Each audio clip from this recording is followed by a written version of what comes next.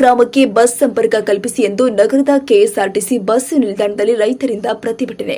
ಚಾಮರಾಜನಗರ ಜಿಲ್ಲೆಯ ಗುಂಡ್ಲುಪೇಟೆ ತಾಲೂಕಿನ ಗುರುವಿನಪುರ ಗ್ರಾಮಕ್ಕೆ ಸರಿಯಾದ ಬಸ್ ವ್ಯವಸ್ಥೆ ಕಲ್ಪಿಸಿ ಎಂದು ಶುಕ್ರವಾರ ಮಧ್ಯಾಹ್ನ 12:30ರಲ್ಲಿ ಚಾಮರಾಜನಗರದ ಕೆಎಸ್ಆರ್ಟಿಸಿ ಬಸ್ ನಿಲ್ದಾಣದಲ್ಲಿ ಕರ್ನಾಟಕ ರಾಜ್ಯ ಕಬ್ಬು ಬೆಳೆಗಾರರ ಸಂಘದ ಕಾರ್ಯಕರ್ತರು ಹಾಗೂ ರೈತರು ಪ್ರತಿಭಟನೆ ಮಾಡಿದ್ದಾರೆ.